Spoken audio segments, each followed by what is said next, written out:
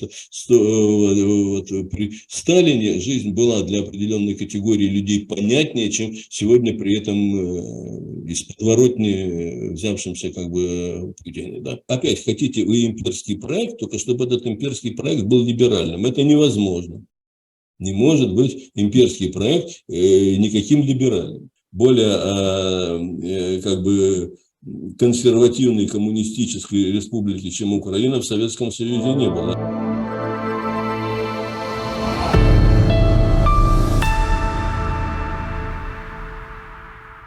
Я не забирался бы так глубоко, когда действовали там вот это вот многочисленные дети Владимира Святого с крестом, да, который там без подола Киев невозможен, как Святой Владимир без креста, да, как такая песенка была. Вот он там стоит с крестом, у него была куча детей, вот один из них, он не знал, куда их девать, забросили их вот в непонятное место, там он типа женился на мирянке, представительнице местного населения, появился этот Боголюбский, но тот был период, когда, в общем-то говоря, ни русских, ни украинцев не было. Эти люди себя так не идентифицировали. Это было как бы определенная цивилизация. Вот Данила Яневский говорит, на территории современной Украины он там насчитывает страшное количество этих цивилизаций. Это правильно.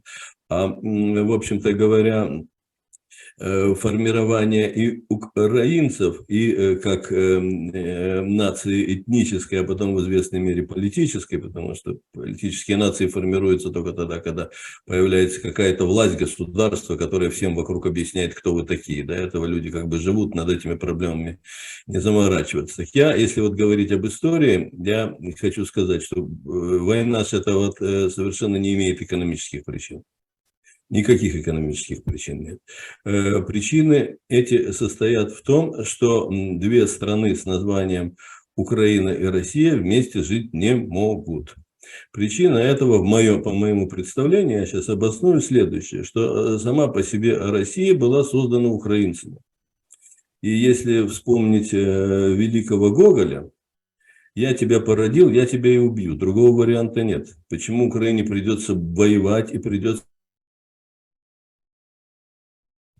уродливая, не приобретет другой формы. Я, кстати, очень не хочу, чтобы на меня обиделись некоторые люди, которых мы называем как бы хорошими русскими, совершенно напрасно. Ну, что же вы, я ничего к ним не имею, тем более сам я так вот сложилось у моих родителей, что родился я на Сахалине, на южном городе Анива.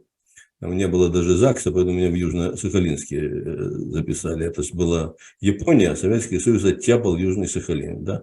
После войны фронтовиков, чтобы, так сказать, им сильно здорово не было там в Германии, отправили куда подальше. Вот. Поэтому я очень много ездил по этой стране и считаю, что понимаю менталитет различных людей, которые живут на территории Российской Федерации, не понимает совершенно ничего. Это хлопец из питерской подворотни, который я, кстати, тоже очень хорошо знаю. Еще в 5-летнем возрасте я познакомился с этим замечательным городом, живя в коммунальной квартире Высоцкому на 48 человек, всего одна уборная. Поэтому заходят в комнату, кто хочет в любое время. То есть я их хорошо знаю, что это за публика. Вот. Поэтому еще раз. С чего возникло, вот если брать более-менее современный период, там, до 300 лет, еще мы можем что-то понимать, и остались какие-то письменные источники, конечно, началось все с Богдана Хмельницкого. Богдана Хмельницкого, это благодаря его так называемым славным походам, когда он уничтожил всю цивилизацию городскую, которая только существовала. Вот, подряд убивал всех, кто были в этом городе. Он считал их поляками, хотя фактически это были украинцы, которые просто находились на службе у короля, евреев, конечно. Всех перебил. И после этого Украине очень трудно сегодня разговаривать и на бытовом уровне, и на государственном уровне, и с Польшей современной, и с Израилем. Поэтому, когда начинают у Израиля что-то просить, им сразу выдвигают. Это Богдан Хмельницкий. А Богдан Хмельницкий а потом подписал договор. Непонятно от имени кого он его подписывал, какое-то там у них было собрание, Рада, да, так называемое Переяславское, там до сих пор памятник стоит. Я был в этом замечательном городе Переяславе. Вот, культурно, все. Они, я не знаю, что сейчас произошло вот за последние 1,5 года, но тогда они прям там чтили память вот этого ужасного, кошмарного события, о котором, в общем, Шевченко высказывался, не будем повторять. То есть вы же это создали. Это надо хорошо понимать. Ну ладно, бог с ним. Тогда тоже вы плохо понимали, вообще-то говоря, с кем вы подписывали договор. Подписывали вы с царем московским Алексеем Михайловичем. Ситуация была переврана, вся переврана была в Москве. Я вот в период перестройки, замечательное было время, издавали такие вот книжки, сейчас их никто не издает. Бартыш Каменский был такой великорусский историк, он написал книгу «История Малой Руси». И вот там он всю вот эту вот сказку о том, как чаяли люди воссоединиться, непонятно кто, непонятно с кем, ни те себя русскими не считали, ни эти украинцами себя не считали. Но так или иначе, подписали вот этот договор. И с этого договора, после того, как после него прошло уже лет примерно 100, стала формироваться империя. Сейчас напомним, как она стала формироваться. Вот эту вот идею вытащили. И, собственно говоря, Богдан Хмельницкий достался незалежной Украины по наследству от Советского Союза. Вы найдите мне сегодня в России хоть один большой город областного центра, где бы не было улицы Богдана Хмельницкого или площади. Он герой у них. И в Украине герой. Не странно ли? Очень странно. Вот. Это чистый имперец. Вот. Его там больше всего любили в Советском Союзе. Его, собственно говоря, и прославляли. Ну, хорошо. Идем как бы дальше. Дальше следующий есть герой Украины, который все сделал, чтобы эта империя состоялась. Это гетман Мазепа.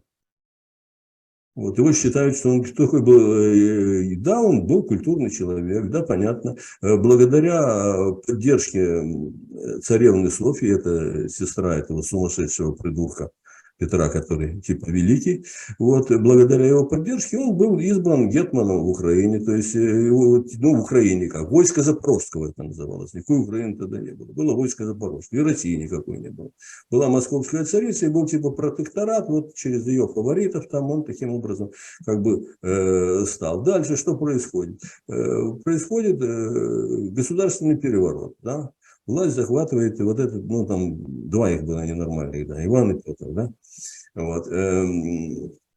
Поднимается стрелецкий мятеж. Какие были вооруженные силы у Петра, скажите, пожалуйста, Иван тут вообще был, насколько историки говорят, совершенно недееспособный товарищ, или как по-другому его назвать. Кто же подавил этот мятеж? Это ж не так, как в истории рассказывают. Петр ездил, там шашкой махал, голову им срубал. Ага, Мазепа. Казаки подавили этот мятеж. И Мазепа тут же переходит на сторону Петра. И настолько он дорог Петру, что он его считает своим чуть ли не учителем. И вот это все благополучно продолжается до тех пор, пока с хорошей старой украинской традицией не начинают гетманы между собой интриги плести. Да? И два его дружка, вот, которых там могила в этой самой лавре, да, Искра и этот, второй, как его, господи, Кочубей и Искра, ничего лучшего не придумали, как написать, накатать телегу на Мазепу, психопату этому Петру, да. Но Мазепа понимал, что его ждет. Тот и не был, но Петр, мужчина был как бы суровый, и с интеллектом и не очень одарен, поэтому сразу был уничтожен. Что делать Мазепе, старому гетману? Он бежит к тому, где может быть сила, он бежит к Карлу. Поддерживают его казаки в Украине? Нет, не поддерживают. Очень небольшое количество людей. Да? В результате проигрываются все сражения. Ну, больше всего это Полтавская битва. Я, кстати, Пушкина бы не отменял. Пушкин очень хорошо относился и к Мазепе. Он считал его трагической фигурой. Почитайте еще Полтаву. Тиха украинская ночь, прозрачное небо, звезды блещут. Никакой он не имперец, никогда с этим не соглашусь. Вот. Но дело в конце. А версию Пушкин излагает ту, которую в Бартыш Каменского написано. Откуда Пушкин мог знать истину? Не мог знать. Ни интернета не было. Понимаете? Поговорить с нами он тоже не мог. Поэтому вот он так написал. Он с симпатией пишет. Вот. Но да это еще-то ладно. Но там параллельно появляется еще один субъект, главный в этой истории. Тоже украинский философ Феофан Прокопович.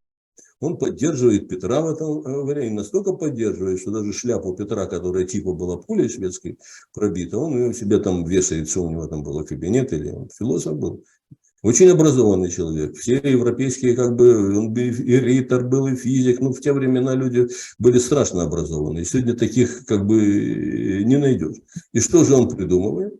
Он придумывает, и Петру очень понравилось, слушайте, надо создать супергосударство. И будет оно империя. И название нам надо дать. Смешно у тебя название, там царь московский, непонятно, что вы Русь какую-то называете, что это такое за Русь, это еще пытался что-то там Иван Грозный называть, но это все никак не клеилось. Все вы реально цари или князья московские, не более того. А чтобы стать императором, надо тебе придумать что-то другое, да, потому что император должен себе искать где-то вот корни, и с одной стороны вы ищите там варяжские, а с другой стороны ищите корни греческие. И как же назваться? А назваться надо так, как греки называют, по-гречески как Россия, греческое слово. Россия называлась та территория, которая была, ну, как бы сказать, подконтрольно, плохое слово сейчас, как бы русское слово не подберу однозначно, это под патриархатом. Патриархат какой был? Греческий, тобто Константинопольский. Вот в результате это Троица, далеко не святая, да, которые почитаются, ну, Прокоповича в Украине мало кто как бы знает, кроме интеллигентных людей, но Мазепа считается же героем, ну какой он герой? В лучшем случае он неудачник, потому что проиграл, бежал и кончил очень как бы плохо. И, кстати говоря, и Богдан закончил примерно так же. Разве можно делать героями хотя бы неудачников? Я не говорю те, которые нанесли в конечном итоге страшный урон своей стране. То есть фактически они хотели сами стать большими дворянами. И стали, кстати сказать, в рамках империи, которую придумали Россия. Дальше языками придуман тем же Прокоповичем. Ну, и вот хорошо бы, чтобы исследователи разобрались, а на каком языке вообще говорили вот эти вот цари московские. Это очень большой вопрос. Но то, что Петр говорил на матерном, это всем известно хорошо. У него был там Всепьяничный собор. Вот, в отличие, кстати, от его сестры, царевны Софьи, очень образованная женщина была, совершенно недооцененная, а может даже и оболганная там вот в российских, как бы, как сказать, кабинетах. Вот. А Петр, наоборот, превознесен, сумасшедший, абсолютный психопат. Он стал объявлен великим. Но кто его этим великим сделал, чтобы он себя представлял без Мазепы? Да ничего, он бы никогда бы не смог расправиться со стрельцами. Кто бы ему дал эту идею? Не его же приятель из Всепьяничного собора, да и не Алексашка Шменьшиков, в конце концов, который писать-то не умел. Он же грамоты не знал никакой вообще. Великий, светлейший князь он был, да? Феофан Прокопович. Вот кто. То есть вы это создали, и вам с этим как бы жить. Я говорю, могу сказать, мы это создали. Вот, все вместе. И поэтому всем вместе на роду написано с этим делом как бы закончить. И сейчас иногда говорят в Украине, ну вот, да, и Россию мы будем Московией называть. Да, Московия была нормальным государством. Азиатское нормальное государство, в меру агрессивное, как все другие. С ним можно было повоевать немножко, да, там, Сагайдачный и прочее, потом договор какой-то подписать. Ну, так, как все жили. Она не была империей. Да, стремились развиваться. А кто тогда не стремился развиваться? Речь Посполитая не стремилась, да? Стремилась. Или вот это самое Римская империя германского народа, да, со столицей в Вене, тоже стремилась. Все стремились, тогда было как бы время такое, но это не был вот тот вот кошмар, который вы придумали, мы придумали вместе, потому что следующие все ребята тоже эту идею имперскую поддерживали. А кто ее не поддерживал? Дальше, кто был первым президентом Академии наук Всероссийской? Разумовский. А кто был главным финансистом у Екатерины Великой? Это действительно была она хорошим администратором. Это не Петр вам, она действительно умела. Но потому у нее помощники были как бы не Алексашка Меньшиков и не Всепьяничный собор. Вот. Кто? Безбородько. А куда ни возьми, там все время вот эти вот были. И так продолжались, пока наконец-то не начали украинцев оттуда постепенно выпихивать, да, потому что появился император Николай, которому уже все это было не нужно. Кстати, что он Киев построил, вот это вот Киев, который мы как бы вот это видим старый исторический, потому что до этого Киев представлял из себя достаточно жалкое зрелище, потому что он был разрушен еще во времена нашествия монголов, а дальше была Киево-Могилянка, был Подол торговый, да, и была вот эта вот Лавра, да. А дальше ж там ничего не было. Вот это вот все то, что выстроено в центре, это все строилось по имперским правилам. И вот он уже говорил, да, вот действительно про матерь городов русских, и что кто-то против этого сильно возражал. Ну, дальше пойдем, уже более современный период происходит. Так называемая февральская революция. В Государственной Думе существует большое количество избранных украинцев, украинский коло там самое есть. Мы что-нибудь о нем знаем? Почти ничего. Но появляется странная организация под названием Центральная Рада. Ее возглавляет историк Грушевский, но историк он хороший, я книжки читал, хороший историк. Но какие его идеи? Автономия.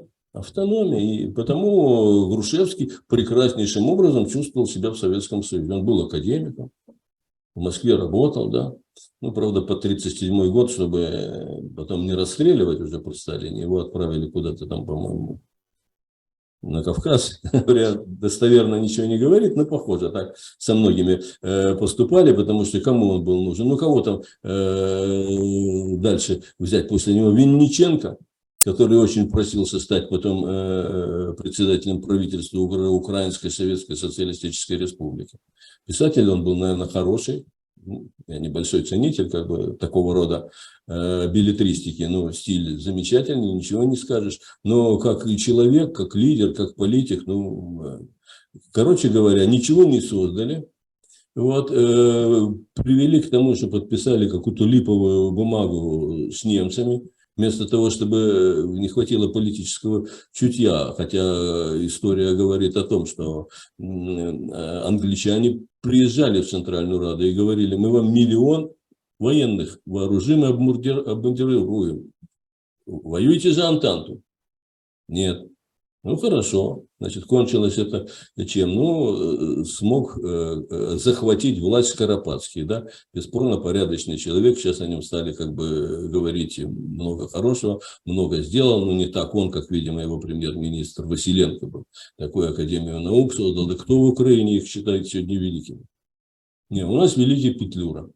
Петлюра – это как бы организатор, один из, ну, социалист на всю голову, вот, такой же, как и Винниченко. Вот, но так волей судьбы его назначили там руководителем военного кабинета. Короче говоря, свергли Скоропадского. Скоропадский проявил, вот его сравнивали с Манингеймом иногда, они были как бы оба кавалергарды, говорят, что вместе на парадах ездили рядом с государем-императором. Вот. Вот. Но Манингейм не уступил, добился победы, а Скоропадский пожал руку Петлюре, передал ему все атрибуты власти и благополучно уехал. Хотя, наверное, это был человек, который мог бы что-то создать. Теперь сделали в лучшем случае Петлюра, это неудачник, который ничего нигде не добился. Хотя если, ну, тут я могу только Даниле Яневскому адресовать, он все это как бы прописал, пожалуйста, не надо ничего придумывать, нужно просто смотреть факты. В вагоне директория, под вагоном ее территория. А люди воевали, да, не очень понимая, кто у них как бы власть. И неизвестно за кого. Поэтому породили страшные тут вещи. Естественно, вмешались большевики. Вот. В основном этнические русские, Муравьев там, так сказать, начали. Потом напустили всяких там латышей, вот, эстонцев и евреев, куда уже без них. Это уже как 100%. Тут тоже понятная ситуация. Погромы еврейские были, где евреи могли себе искать защиту. Только у большевиков. Большевики говорят, да, идите с нами. Первое ГПУ во времен этого самого Ягоды. Сейчас в списке есть всех, которых потом при Ижове расстреляли, руководители. Все же еврейские фамилии, да. Не надо там сильно здорово как бы разбираться, и так понятно. И это следствие вот этих вот национально вызванных перегонов, как они его называют, как это совершенно несуразная вещь. Так, дорогие друзья, вот я уж не беру потом хороших людей, которые были, ну как хороших, первыми секретарями Компартии Украины уже украинцы, да?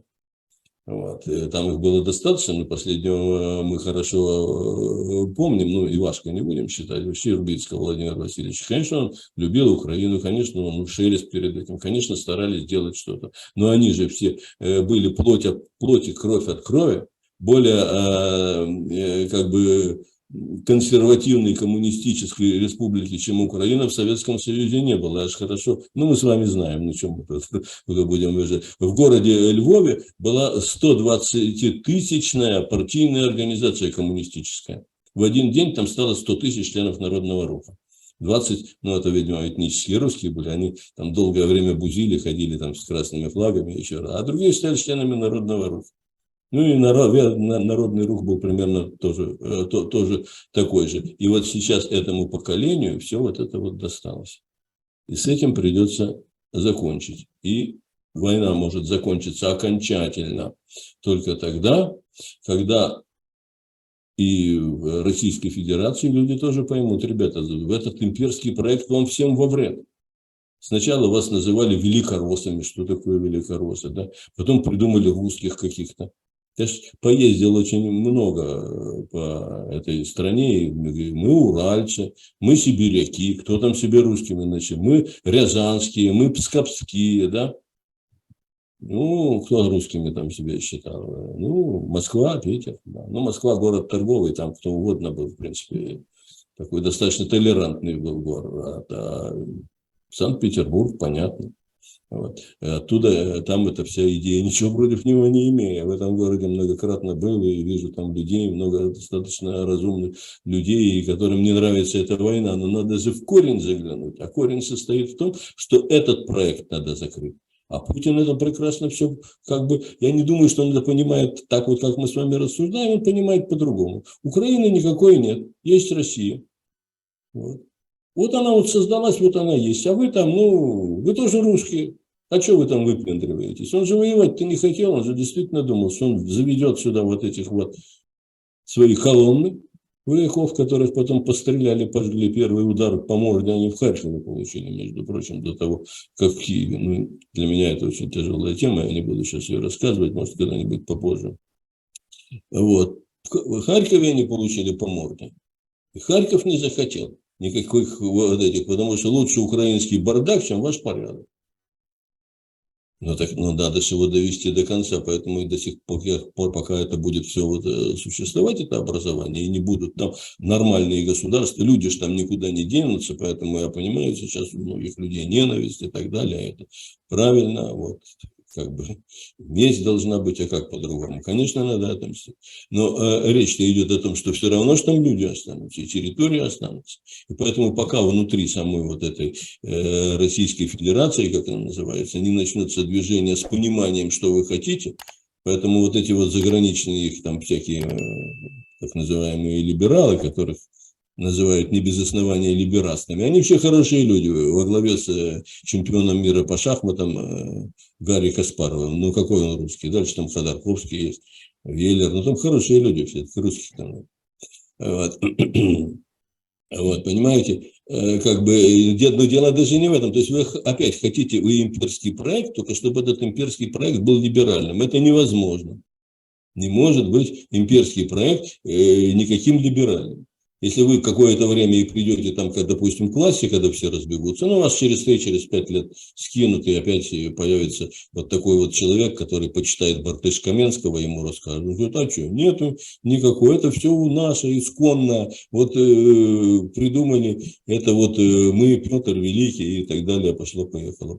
Это должно быть осознанно, если это осознанно не будет и у нас, и у многих граждан Российской Федерации, то я, честно говоря, не вижу, как эта война может прийти. Я вижу, что только что в Украине пришло уже понимание. И даже президент говорит о том, что нет, эта война должна быть именно закончена, вот этот проект должен быть пересмотрен. Ну, он осторожно говорит, но в принципе уже правильно говорит, чего раньше не говорил. А иначе никак. Другое дело, что попробуй этой победы добейся. Для этого должны быть и внутриукраинские решения, тут можно об экономических поговорить, и внутри самой Российской Федерации. Но там пока что, ну я хорошо знаю эту публику, я понимаю, что они в Крым сегодня поперлись. Это люди как бы, страна огромная, широка страна моя родная. Вот, и когда выезжают за пределы своего района, а районы там огромные, взять одну, вот, допустим, автономную республику Якутия, да, это огромнейшая территория. Вот как только они дальше выезжают, для них это уже как бы чужое место. Вот, и они совершенно не понимают, что там происходит. Для них что Белгород, что Харьков, что поселок Довжик по Харькову, что Купинск, на который вот сейчас наступление пошло, что Волчанск, Вивчанск, да. И для них это все едино. То есть люди просто ничего не понимают. Это абсолютно, вот я про Либона много говорил, на меня тоже обиделись, и вот многие обиделись так, что Либон-то говорит, что есть вот высшие расы, есть как бы средние, есть низшие. Ну, я прошу опять меня простить, среди невысших рас есть тоже очень интеллектуальные люди, которые по своему уровню превосходят многих представителей высших рас. Но вы же на народ на свой глубинный посмотрите. Вот что вот тот вот народ, который живет на территории Российской Федерации, вы с ним какой-то сварите, как парламентская пословица, сварите с ними кашу какую-то? Нет. Они понимают только одно – плетку или приказ вот такой вот, да. Вот это они не понимают они другого. Ну, что тут делать? Ну, вот пока не понимают, пройдет лет 300, может, поменяется, если появится нормальный лидер, который поймет, что это делать, и не будет этой стране впихивать вот эти вот все завиральные идеи, что у нас там демократия будет, выбирать, кого они могут избрать. Их нельзя послать купить пачку туалетной бумаги, они не знают, что это такое. Многие из них, это так, слава богу, но я там поездил, но я же понимаю. И во многом, почему многие так с ностальгией, вот мне в Фейсбуке часто подбрасывают вот это наша родина, Советский Союз, там ностальгии, вот я как бы, ну я же тоже из Советского Союза, это как бы читаю, вот как там было хорошо. Да, для многих жизнь в Советском Союзе была лучше, чем в современной России. Поэтому сейчас интерес к Сталину такой, потому что вот, при Сталине жизнь была для определенной категории людей понятнее, чем сегодня при этом из подворотни взявшимся как бы Путине, да, который вообще ничего не соображает. Вот, вот это вот ему рассказали, он это все вот и гнет, и ничего другого он сообразить не может, его не переделаешь, это невозможно совершенно, какие там с ним переговоры. Но это же должны вы внутри понять, хотя бы, так сказать, высшие слои. Ну, они же смотрят и наш канал, и вас. Надеюсь, что мы хоть чуть-чуть, а там, не знаю, полкопейки какой-то вот